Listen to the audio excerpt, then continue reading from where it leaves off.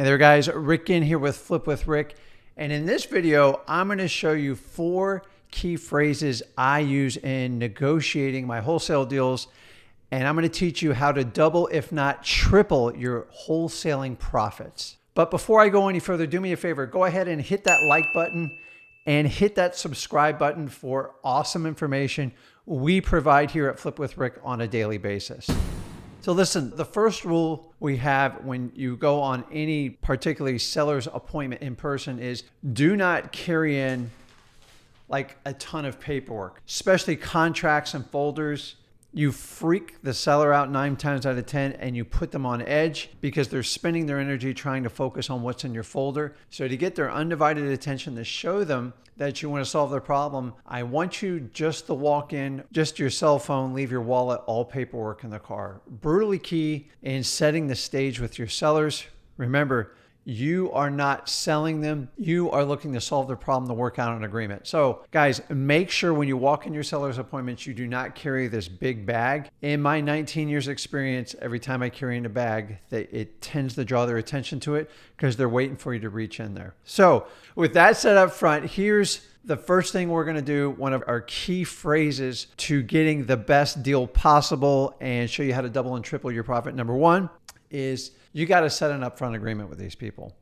One of the biggest problems you're going to have in wholesaling, and we still have this to date, is getting your seller to make a decision. Your job is to not sell them, it's to walk them through a funnel and guide them to show them that you can solve their problem. So if you're at this point, you've decided you want to help people out and solve their problems and make a great living, and that's why we're connecting here. So the first thing you do is set an upfront agreement. What does an upfront agreement do, Rick? It's really simple. It allows the seller, it gives them permission to give you an answer of yes or no at the end of the conversation. Rick, what are you talking about? Sellers are notorious, especially in aggressive markets, on telling you, I need a few nights to think about it. I need to talk it over with my family. I need to talk it over with my lawyer. I need to talk it over with my realtor. You kind of get the picture here. So to avoid this, I don't want to spend 45 minutes or an hour with a seller for them to give me that answer. A lot of times when they give you this answer, it means they have reservations. So your job is to problem solve as much as possible. So let me give you an example of how the agreement would go. Mr. Seller, I really appreciate you taking the time sitting down with me today. It will probably take about 45 minutes, maybe an hour. And in that time, I'm going to try to help solve your problem and find out what the best course of action for you is. No matter what happens, I want to help you out. But at the end of the conversation, if you think we're a good fit, let's go ahead and decide to move forward. Or if you don't think I'm a good fit, just go ahead and tell me, no, this isn't going to work. Either way, you won't hurt my feelings. No matter what happens, I want to help you sell your house. Do we have an agreement for that? And just sit there and let them answer yes or no. What this also does is if you have someone that really doesn't want to make a decision or they're wasting your time, it will typically come up at this point and make you much more effective. Don't sit in their living room for 45 minutes if they never plan on making a decision, because you're just going to be put on the back burner. So after we don't bring in our paperwork, number 2 is we want to set an upfront agreement so they can say yes or no. I rather somebody tell me no so I don't waste my time and move forward than let me think about it all the time. So remember this key phrase, because at the end, we're going to ask them for a decision and we're going to remind them back to our upfront agreement. It's going to save your butt when someone can't make a decision. It'll also let you figure out what the real underlying problem is. So let's move to the next one. This is a funny one. God gave us 2 ears and 1 mouth. It's for a reason. You have to adapt and turn on your listening skills. So when you walk in the house and they're showing you the house, it's brutally important that you are hyperactive, that everything is going on. Usually when we walk in the house, they always want to give you a tour right away. Go ahead and take the tour.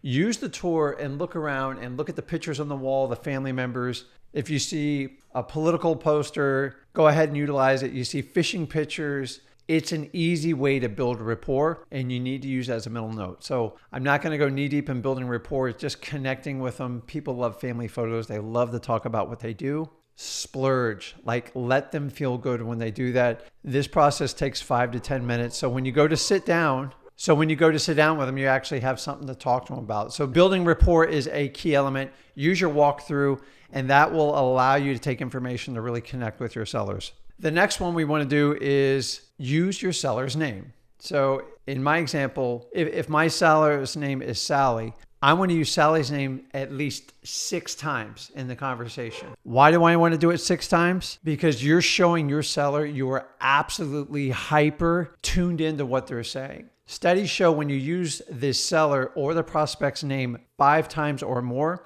they are much more likely to engage with you. Use this, it's powerful, it's so simple. 6 times, make a mental note every time you sit down. Rick, how do I use her name? Real simple. Hey, Sally, I'm really glad you took the time out today to meet with me. I would love to go over and find a way to be able to buy your house. Sally, do I have your permission? Sally, can I look at this? Just whatever you're going to say, use their name in front of it and make it authentic. It really, really makes a difference. 6 times, use their name. If you just add this, I call it kind of key phrase. If you just use their name, it will make a tremendous difference. People love to hear their names. Say it aloud, and it subconsciously links them to show them you are paying attention and you care about them. So the next thing we want to do is I'm going to teach you what key phrases not to use, and then we're going to show you how to replace them. So I call them deal killers, word killers, contract killers. When you use words, they have a mental association with the sellers and you want to avoid it. So the number one word killer in all negotiations is contract. The minute you use the word contract, or people get tense, they lock up, and they associate it with a very, very heavy decision, and they freak out. Even if they don't show you they freak out, I promise you they freak out. So don't use the word contract. It is a killer. Hey, Rick, what am I going to use besides contract? What I want you to use is I want you to use the word agreement.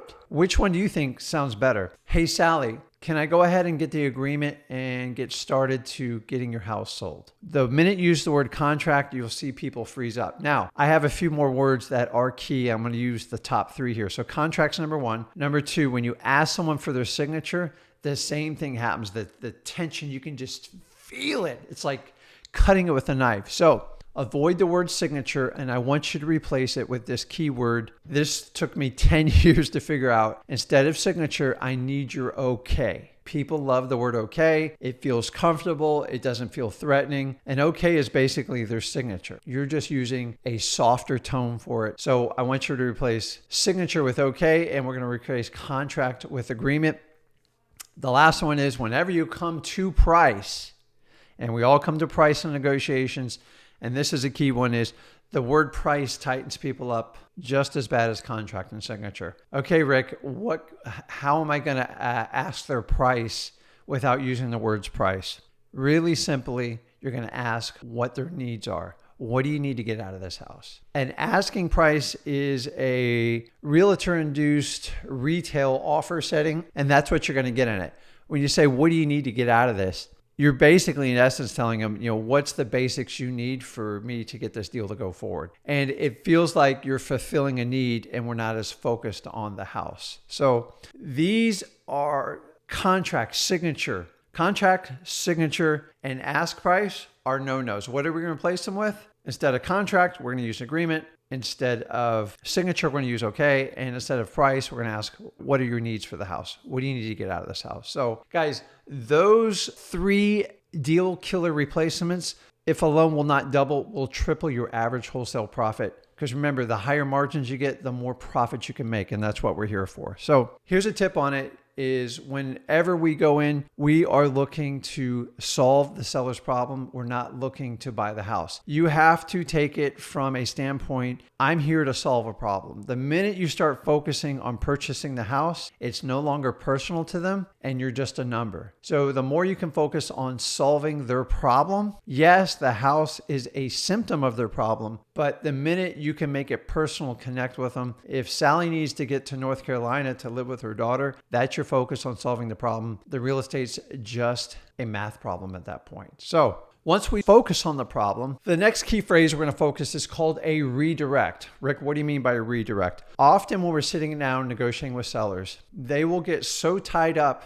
into the cash they need and the problem they're trying to solve that they lose the connection with the real estate they're actually selling. Now, Rick, you're confusing me. You're telling me to solve the problem and not worry about focusing on the house. That is correct. But at some point, you'll have a certain amount of sellers you have to redirect. So let me give you an example. Mr. Rick, I definitely want to sell you the house, but I need to walk away with $100,000 so I can have the money to retire. So once they do that, then they're trying to remove the equation of the house. If I know 100,000 is not even in line with what they owe and the damages on the house, I have to do a redirect quickly or this conversation is going to go south. And here's simply what I did. And I learned this from a very, very dear friend of mine, probably back in 2006, 2005. This key phrase will help redirect. Hey, Sally, I appreciate you need that $100,000 to retire, but let's see what the house can afford to see how I can help you solve your problem. Leave it alone, have the customer acknowledge it, and then we can get back to it. If they get so far off in what they financially need that they no longer take into consideration the real value of their house, then there's no way you can do a deal. So doing a redirect gives you permission to get back on the house when their financial needs are unrealistic. So a redirect really gives them a realistic approach to buying the house. Hey, Sally, I know you need that $50,000 or $100,000, but let's see what the house can afford. And then start walking around with them. And then once again, you can point out why you're going to be the best buyer to buy the house. So use that redirect. This is a simple and often overlooked tip. Don't seem eager. Slow down. So a tip in sales that everybody knows, and I'll just remind you, is you always want to mirror your seller. What do I mean by mirror? If they're standing up, you stand up. If they're sitting down, you sit down. If they're talking fast, you talk fast. If they're talking slow, you talk slow. People love it. It's hypnotic and it works really, really well. So another scenario, if you're not experienced in negotiating, you can use what we call the what if scenario phrases. What this allows you to do is ask a question and you're basically asking it from a third party figure. So, hey, John, what if I could get you $50,000 and close quickly on your house? Is that something you'd entertain or you're not interested? Do you see that end part right there? It takes the pressure off of you and it makes it to where is if they react violently to you, you can easily pull it and go, I didn't think so. So you're agreeing with them and drawing out their true motivation. So use what if scenarios. Hey, John, what if we could get you $60,000 for the house? Do you think you could work with that or am I out of line? And sometimes just be quiet and listen to the response. Remember, 2 ears, 1 mouth. Huge key phrases on that.